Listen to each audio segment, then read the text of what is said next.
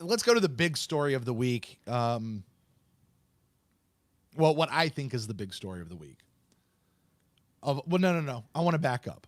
All right. Let's go to the most laughable story of the week. Okay, there we go. go. The one that has been annoying me for the last 6 days. Is it what Cam Jordan said? No, it is not what Cam Jordan said. For my thoughts on that, see our last episode with Derek. But I'm going to encapsulate it in this one story, but this has received so much more attention than it should. Right. On Get Up NFL, Mike Greenberg plays a clip of BA talking about Tom Brady, criticizing Tom Brady. Really not even that bad of a criticism. Just you all saw it. We saw it. He made a couple, whatever, criticizing him. And then people asked him in the press conference the next day, hey, do you feel bad for criticizing Tom Brady? And BA's like, no, we're fine. There's nothing to talk about. The clip cuts and Greenberg goes, well, I think there is something to talk about. So we're going to bring on Jenna Lane, our Bucs correspondent down there for ESPN. And Jenna Lane gets on and she does a great job for herself. But basically, here's what she said. There's really nothing to talk about at all. Nothing. Done. This whole BA criticizing the GOAT, BA criticizing Tom Brady. Emmanuel Acho's talked about it. Bucky Brooks has talked about it. I mean, just everybody on the Brett national Favre, media. Kurt Warner. Oh my God, yeah.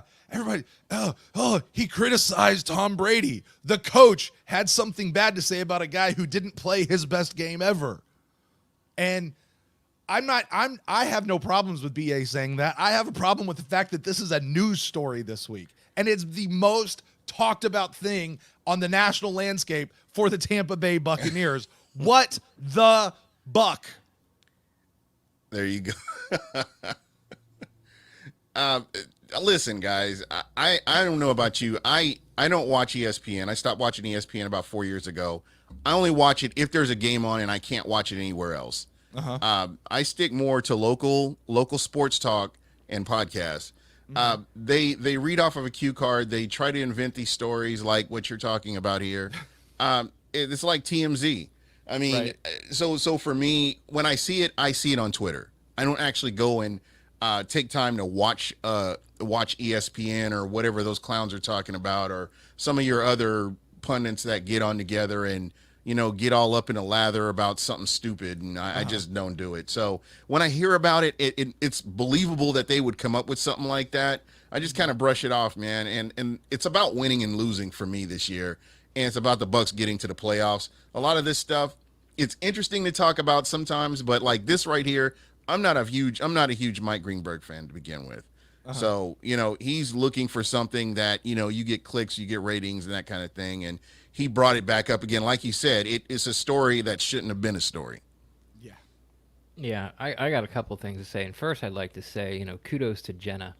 I was really worried there for a minute that she was just going to regurgitate the company line, because it was very obvious during the press conferences, all during training camp, that ESPN was telling her what they wanted for her to report on, because she asked about Tom Brady to every single person twice for 3 weeks.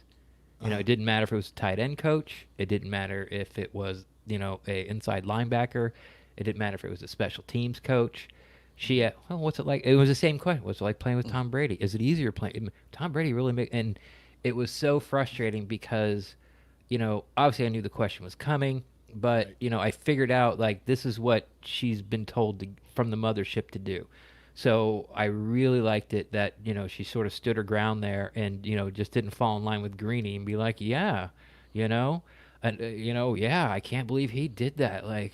Bruce Arians is going to lose the locker room. Blah, blah, blah. So it was great by that. Another thing is the people in Boston are freaking out about this. Brent, I know you listen to Sports Day Tampa Bay with Rick Stroud. It's one of the podcasts that I listen to religiously, and he has a great story. I think it's Thursday, so 2 days ago when we're recording this, about how they asked him to bring him on a Boston radio show, like the Boston radio station, And that was the whole thing, was about how, like, how they couldn't believe that Bruce Arians was actually doing this to Tommy. Like, you don't do that to Tommy. So Boston people got really upset about it. And third, like, this is what you heard from BA, like, about Jameis after, it got painfully obvious that he couldn't keep covering for him. Like, he covered him Right. for the first half of the year. You know, receiver run the ran route, running back went too deep, the tackle like set up too far. Like, it was all types of stuff until it was to the point where it's like I'm like, I can't cover for this guy anymore. It's like, yes, that was his fault. And no one cared. It's like, it shows you how much these national pundits, like, don't watch, sort of like the bottom third of the NFL, or care about it, because BA blasted Jameis the last 4 games of the year nonstop, and not a word was said.